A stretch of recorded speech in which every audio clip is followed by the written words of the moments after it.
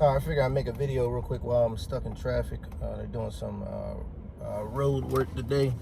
I feel like every day they doing road work. Anyway, so I was trying to do a video about Bitcoin earlier, and some people think that it might hit about 20,000. It's going back up and down right now. It's like it's on like a bearish run. Like most of the run it has been doing was the bullish run, so that's why everybody was buying low. They get, it reached all the way up to 60,000. At first, it kept making dips. It was like 20,000, went up to like 40, dipped down to 29. Then it went up to about like 50 something thousand, dropped back down to around 40s, went up to like 60, dropped to 50, went back up to like 64, almost 63. Then it dipped down to 40. Actually, no, it dipped all the way down to about like 30,000. And then now it's back up to like in the 40s or something like that, 41 or something like that. And some people think that, just like the research I've been looking at, a lot of people are like speculating that they think it touch about 20,000. And then from there, they think that correction that it'll make, because at that point, if it was all the way up at 63,000 and it dips down to 20, that's a big correction. One of the biggest we've probably seen all year. And with the correction that it's doing, because typically our crash is about like 35%. I mean, once any given stock goes 35%, I mean, you can have a 10% crash, but once it gets to 35%, that's a big crash. So at this point, it's way under. It's over that. It's like 40 something percent, and if it hits 20,000, I don't even know what percentage that would be. But at that case, it will make a correction, and then it's going to make a bullish run. That's what people are looking at. And from what I've been seeing over the last maybe probably 6 months, maybe 4 months, I've been seeing that it has the potential to do basically 100K by the end of the year. Some people are speculating that it's going to hit 85,000 to possibly 120,000, maybe 125,000 by the end of the year.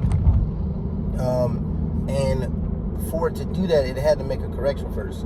Most people are just like looking at the price prediction, what it could do, but they're not looking at when it's going to make a dip, and that's when it's at a discount and people are going to buy, and then they're going to hold their positions of where they're at. So some of the strategies that you can be doing while we're in a crash that I've done myself, there's multiple strategies, but I guess the main four that you want to listen to, or maybe input into your positions or where you're at. I typically buy and hold. So no matter what price is at, if it goes up and then it dips down, I'm going to buy the dip, and then I'm going to have a better position. Now, some people are using, that's one strategy. Now, someone's using strategy two, which is either you might know it as the fat lady strategy or the fat man strategy, where essentially whatever amount you put in, let's say you put $1,000 in, it goes up, it doubles.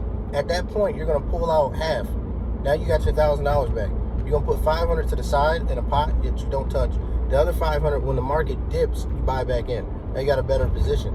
And you just keep doing that while you're building the pot and you're building your position in the market. If the market tanks, you don't lose all your profit. So that's another strategy that people are doing.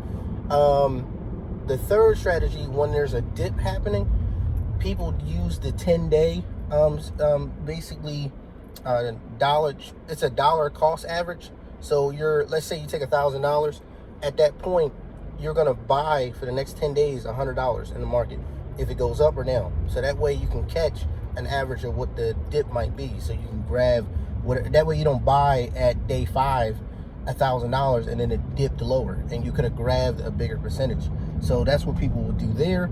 And then I guess number 4 would be basically shorting, which a lot of people do, or the big hedge funds do. But essentially what they're doing is they don't even own a position in the market at all.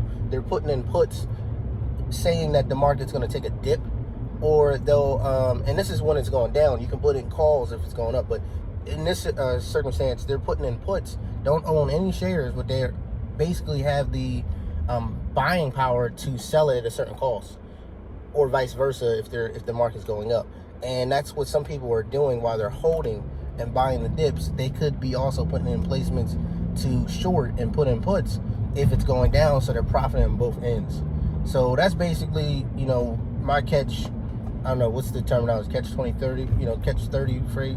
You know, correct me in the comments or whatever, but that's my 2 cents. So if you're thinking about what's happening in the market, what you should do, some strategies to put in place, how you can make sure that, you know, you don't lose everything, or how you can position yourself when the market takes a bigger correction, how you can profit in the long run.